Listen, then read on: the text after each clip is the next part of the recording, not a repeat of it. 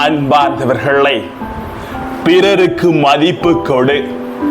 நாம் வாழும் இந்த மண்ணுலகில் நமது செல்வாக்கை வைத்தும் ஒரு சில நேரங்களில் மதிப்பீடு செய்கின்றது போல தராசை வைத்து எடை போட்டு மனிதனை எடை போட்டு பார்க்கின்ற ஒரு மனித சமுதாயம் இன்று வளர்ந்து கொண்டிருக்கிறது. இப்படி பணம் படைத்த ஒருவனை மட்டும் தான் மதிக்க வேண்டும், பிறரெல்லாம் எனக்கு முக்கியமில்லை, நான் பெரியவனாக இருக்கிறேன் என்று தன்னையே பெருமிதப்படுத்திக் கொள்ளும் மனிதர்களும் வாழ்ந்து கொண்டு தான் இருக்கிறார்கள். இதற்கிடையிலே பிறருக்கு மதிப்பு கொடு. சிறிய மனிதர்கள் தான் உலகிலே பெரிய மனிதர்களாக உருகொடுக்கிறார்கள். சிறு பிள்ளையின் உண்மையான மனநிலை வேண்டும் என்பதை இறைவன் இன்று வார்த்தை வழியாக தெளிவுபடுத்துகிறார். வாங்க வார்த்தையோடு பயணம் செய்து அதை அறிந்து கொள்ளுவோம். Praise the Lord. இயேசுவுக்கே புகழ், இயேசுவுக்கே நன்றி. இறைவனின் அருட்கரமும் அருளாசீரும் உங்களோடும் உங்கள் குடும்பத்தோடும் இளமையாக தங்கிட உங்களை நான் வாழ்த்துகிறேன். எண்ணிலடங்கா இறைவனின் அபிஷேகம் உங்களோடு இருப்பதாக. அன்பு உள்ளங்களே, எபேசியர் 4:29 சொல்கிறது, இன்று நாம் பேசுகின்ற வார்த்தையை வைத்து தான் மதிப்பு கிடைக்கிறது என்று சொல்லுவார்கள். அதே போல நமது வார்த்தைகள் பிறருக்கு வாழ்வு கொடுப்பையாக இருக்க வேண்டும் என்பதை இறைவன் தெளிவாக சுட்டி காட்டுகிறார். கெட்ட வார்த்தை எதுவும் உங்கள் வாயினின்று வரக்கூடாது. கேட்போர் பயனடையும்படி தேவைக்கு ஏற்றவாறு அருள் வளர்ச்சிக்கு ஏற்ற நல்ல வார்த்தைகளை பேசுங்கள் என்று இறைவன் சொல்லித் தருகிறார். பலர் என்னை மதிக்க வேண்டும், முதன்மையாக கருத வேண்டும், முக்கியமான நிகழ்வுகளின் முதன்மையான மரியாதை தர வேண்டும் என்ற ஆசை பலருக்கு உண்டு. அப்படி கிடைக்கும் மதிப்பிலும் மரியாதையிலுமே வைத்து தனது வாழ்க்கையை வாழ்ந்து விடலாம் என்று நினைக்கின்ற மனிதர்களும் இருக்கிறார்கள். இது யதார்த்தம் தான் அன்பார்ந்தவர்களே. ஆனால் பெரிய மனிதர் என்று மதிக்கப்படும் நிலை நாம ஆசைப்பட்டு எப்படியாவது பெற்றுவிடும் விஷயம் அல்ல அது.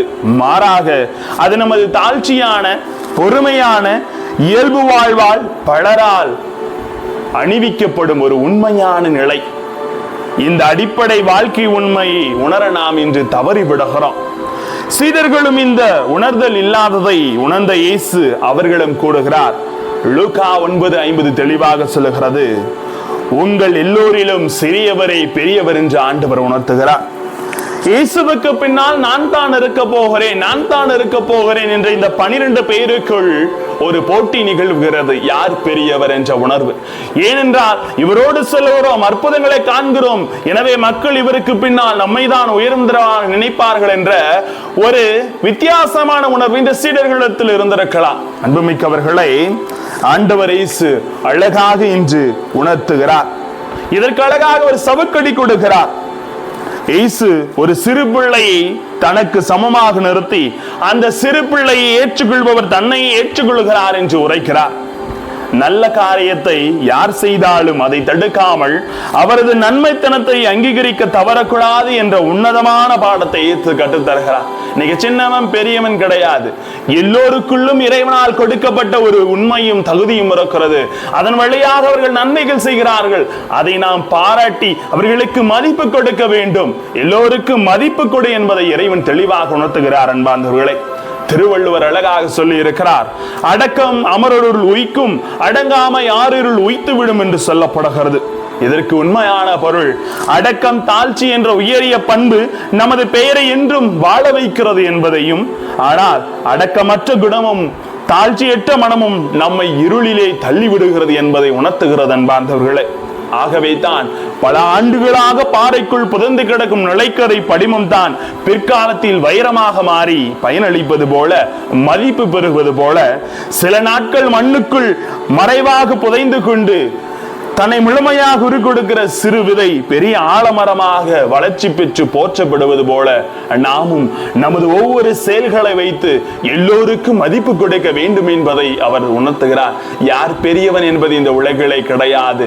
யார் எல்லா நிலைகளிலும் சிறிய நிகழ்வை கூட மதிப்பு கொடுத்து ஏற்றுக்கொள்கிறார்களோ அவர்களை பெரிய மனிதர்கள் என்பதை இறைவன் என்று உணர்த்துகிறார். அன்பார்ந்தவர்களை, யாக்கோபு 4:10 சொல்லுவது போல ஆண்டவர் முன் உங்களை தாழ்த்துங்கள், அவர் உங்களை உயர்த்துவார் என்பதற்கேற்ப நம்மை தாழ்த்தி அனைவரையும் ஏற்று அனைவரையும் மதிப்போம். இறையருள் என்றென்று நம்மோடு.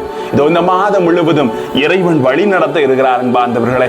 ஆகவே உங்கள் வாழ்க்கையிலே, குடும்பத்திலே ஒருவரை மதியுங்கள். ஆசீர்வாதம் நிச்சயம். ஜெபிப்போமா. அன்பு இறைவா, ஒருவருக்கொருவர் மதிப்பு கொடுத்து யார் பெரியவர் என்ற இந்த தடைக்கற்கள் எங்களிடம் அகற்றப்பட வேண்டுகிறோம். இதோ இந்த மாதம் முழுவதும் வெள்ளமையான இறைக்கரம் எங்களை வழிநடத்தியதற்காக நன்றி கூறுகிறோம். இன்று போல் ஒவ்வொரு நாளிலும் உமது அருட்களம் எங்களை வழிநடத்த உம்மை இறைஞ்சி ஜெபிக்கிறோம். ஜீவனுள்ள நல்ல பிதாவே, ஆமேன். Praise the Lord.